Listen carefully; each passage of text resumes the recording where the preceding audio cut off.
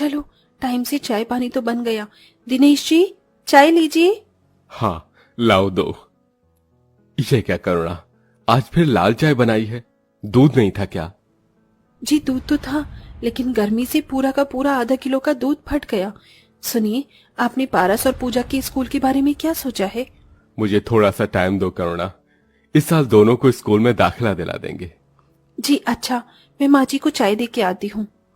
अपने दोनों बेटे बेटी के भविष्य की चिंता भरे दिल से गरीब बहू करुणा चाय लेके बाहर आती है, जहाँ बूढ़ी सास श्यामा आंगन में बैठी पंखा डुला रही थी। ओहो, इस गर्मी ने तो दुखी कर दिया है। घर के भीतर से तवे की तरह तप रहा है और बाहर भी एक पत्ता भी नहीं हिल डुल रहा। माँ जी ये लीजिए चाय। चाय की तरफ तो देखने का भी मन नहीं हो रहा बहू, थोड़ा मटके का ठंडा पानी पिला दे, कब से प्यास लग रही है। जी लाई, ये लीजिए माँ जी। माँ जी ये दोनों कहाँ हैं? आंगनवाड़ी जाने का टाइम हो गया है। दोनों बाहर क्रिकेट खेल रहे हैं। पूजा दीदी, जो थे गेंद फेंको, फिर देखना इस बार तो मैं छक्का लगाऊंगा। अच्छा बच्चों, तो फिर ये ले। पारस जैसे ही बल्ला घुमाता है, बॉल पड़ोस के बंगले का कांच तोड़कर अंदर चली जाती है, जहां मालिनी अपने बेटे आर्यन को पढ़ा रही थी। 2 1 जा 2, 2 2 जा 4, 2 1 जा 2, 2 2 जा 4। यक, ये कीचड़ में सनी हुई बॉल कहाँ से आई? इन गरीबों के बच्चों ने तो नाक में दम कर दिया है। आज तो इन बदमाशों की खैर नहीं। गुस्से में लाल पीली हुई मालिनी नन्हे से पारस का जोर से कान मल लेती है। आई आई माँ, तुम दोनों भाई बहन ने हुड़दंग मचा रखा है। अच्छी खासी सोसाइटी में खुद तो पढ़ते लिखते नहीं हो और मेरे बच्चों को भी डिस्टर्ब कर रखा है। माँ बचाओ। बेटे की आवाज सुनकर गरीब बहू ममता दौड़कर बाहर आती है। पारस का कान एकदम लाल पड़ा हुआ था। क्या हुआ पारस बेटा? माँ, इनका मंडी आंटी ने पारस का कान मरोड़ दिया। मालिनी जी, ये क्या बर्ताव है आपका मेरे बच्चों के साथ? अरे आप तो हाई स्कूल विद्यालय में अध्यापिका हैं, क्या उन बच्चों के साथ भी ऐसा ही करती हैं आप? How dare you talk like that. मैं जिस हाई स्कूल में पढ़ाती हूँ वहाँ सब बच्चे बड़ी फैमिली से आते हैं, जिनका स्टेटस है। तुम्हारे लुच्चे लफंगे बच्चों की तरह आवारागर्दी नहीं करते हैं। मालिनी अपने पैसे, अमीरी और टीचर होने की पोस्ट का घमंड दिखाकर चली जाती है, क्योंकि करुणा की पारिवारिक स्थिति खास अच्छी भली नहीं थी। जबकि मालिनी का इकलौता बेटा था, जिसे वो बड़े प्राइवेट स्कूल में पढ़ा रही थी। उसकी महीने भर की फीस ही 50,000 थी, जबकि गरीब दिनेश के दिन की कमाई 200-300 रुपए थी, जिसमें खाना पीना करना ही भारी था। अपनी गरीब हैसियत के हिसाब से करुणा और दिनेश दोनों को सरकारी स्कूल में अपने बच्चे का दाखिला दिलाना पड़ता है। गर्मी के मौसम के लिए वहां कोई भी सहूलियत नहीं थी। कक्षाओं के नाम पर एक ही टीन की छप्पर थी, जिसमें सभी गरीब बच्चे जलती हुई जमीन में बैठते हैं। करुणा जी, आपके दोनों बच्चों का नाम लिख गया है, कल से ये स्कूल आ सकते हैं। पर करुणा के मन में स्कूल की बुरी दशा को देखते हुए प्रश्न उठ रहा था। मास्टरनी जी, ये जगह तो कितनी गर्म है और गर्मी इतनी ज्यादा, बच्चे कैसे बैठेंगे? कोई पंखा भी नहीं लगा है यहाँ तो। ये सुनकर टीचर कविता बड़े ही कड़वे बर्ताव से बोलती है। ओह मैडम, ये ना सरकारी स्कूल है, यहाँ तो इतना ही मिलेगा। बच्चे पढ़ाने हैं तो पढ़ाओ, वरना लेके जाओ। करुणा डबडबाई आंखों से अपने बच्चों के सिर को सहलाकर बोली। बच्चों मन लगाकर पढ़ना, ठीक है? हाँ माँ, हम मन लगा के पढ़ेंगे। पूजा और पारस गरीब बच्चों की टोली में बैठकर पढ़ने लगे, लेकिन लगभग थोड़ी देर में वो पसीने पसीने हो गए। सरकारी स्कूल से एकदम सटा हुआ ही प्राइवेट स्कूल भी था, जिनके क्लासरूम में इंपोर्टेड एसी लगे हुए थे, जहां बड़े बड़े बेंचेस पर एक एक बच्चा मजे में बैठा था। सामने एलईडी ब्लैक बोर्ड लगा था, जिस पर टीचर कालरा मैडम बड़े आराम से पढ़ा रही थी। सभी स्टूडेंट्स को ये वाला समझ आ गया? Yes miss, very good. Palak, अब सेकंड पीरियड गेम्स का है और थर्ड पीरियड स्विमिंग का होगा। सब अच्छी लाइन बना के चलेंगे। फिर प्राइवेट स्कूल के सारे बच्चे स्विमिंग पूल में छपाक छपाक कर नहाते हैं, जबकि गरीब के बच्चों के शरीर से टप टप पसीना बह रहा था। अमीरी गरीबी के भेद किसी हिस्से में नहीं छोड़ता, फिर चाहे दफ्तर हो, अस्पताल हो या फिर स्कूल ही क्यों ना हो। इसी तरह से दिन गुजरने लगते हैं, जिसके साथ गजब की गर्मी पड़ने लगती है। मौसम का पारा 45 डिग्री तक पार कर जाता है। मामा जी, सरकारी स्कूल में नहीं जाना, वहाँ बहुत गर्मी लगती है।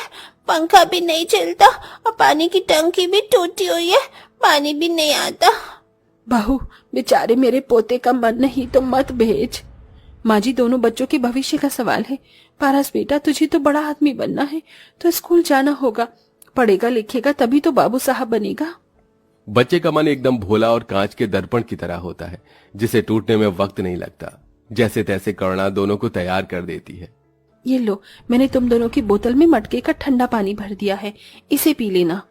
दोनों तपती धूप में पैदल पैदल स्कूल में जाने लगते हैं। उनके आगे से अमीर स्कूल वाले बच्चों की बस गुजरती है, जिसमें से आर्यन और पलक उन्हें चिढ़ाते हैं।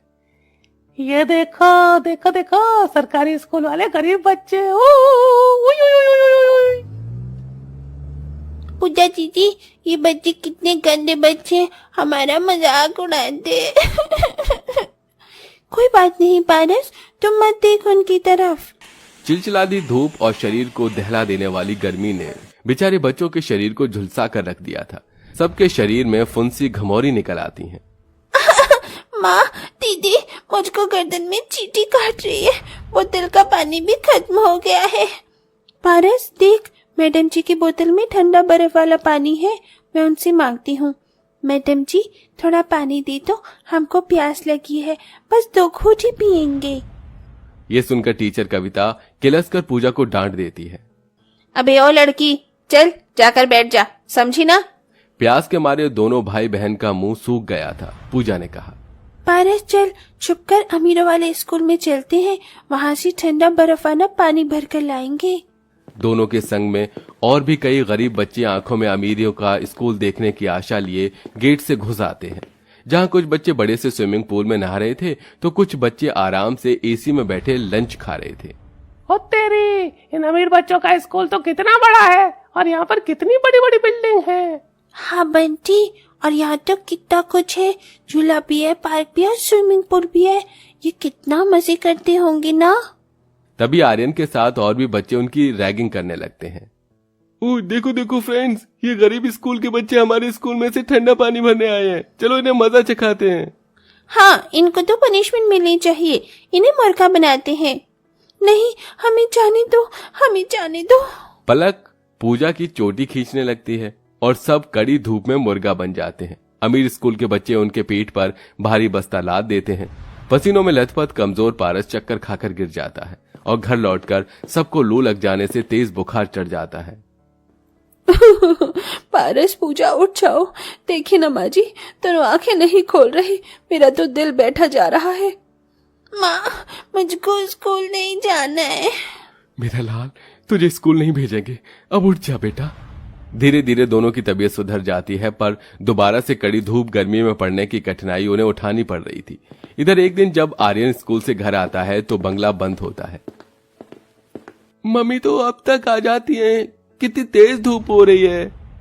थोड़ी देर तक तो थर्मस का पानी पी के वो रहता है, लेकिन चिलचिलाती धूप और जल रही थी। लू से वो बेहोश हो जाता है। हे भगवान, मालिनी मैडम जी का बच्चा तो बेहोश हो गया है, लगता है घर पे कोई नहीं है। करुणा उसे झोपड़ी में लाके बिस्तर पर लेटाकर पंखा करने लगती है। बहू देख, उसे होश आ गया। आर्यन तुम ठीक हो? रुको, मैं तुम्हें मटके का ठंडा पानी देती हूँ, ये लो। दरवाजे से खड़ी होके मालिनी प्रेम जताते देखकर पछतावे भरे दिल से बोलती है, आर्यन, मेरा बच्चा तो ठीक तो है? हाँ mummy, I am okay. Aunty और पूजा पारस ने मेरी केयर की। करुणा, मुझे माफ कर दो, मैंने उस दिन तुम्हारे बच्चों के साथ कितना बुरा बर्ताव किया, और तुमने मेरी एब्सेंट में मेरे बच्चे को अपने बच्चे की तरह प्यार किया, ख्याल रखा। मालिनी जी, आप मेरी पड़ोसी हैं, एक पड़ोसी दूसरे पड़ोसी के काम नहीं आएगा तो कौन आएगा? तो फिर अब मुझे भी तुम्हारे काम आने दो, मैं तुम्हारे बच्चे को अमीर स्कूल में डाल दूंगी, और तुम्हें एहसान लगेगा, मगर मैं गरीब स्कूल को बनाकर इन दोनों के साथ हजारों बच्चों का भला तो कर सकती हूँ। उससे हर बच्चे का भविष्य सुधरेगा और उन्हें गर्मी में पसीना पसीना होके नहीं पढ़ना पड़ेगा। मालिनी अमीर स्कूल की हेड थी, उसके पास बहुत पैसा था, जिसे वो गरीब स्कूल में पक्के कमरे बनवाती है और पंखा भी लगवाती है, जिसके साथ वो रोज ही अपने बेटे के साथ करुणा के गरीब बच्चों को भी स्कूल छोड़ते हुए जाती, जिससे गरीब स्कूल पहले की तरह नहीं रह जाता है।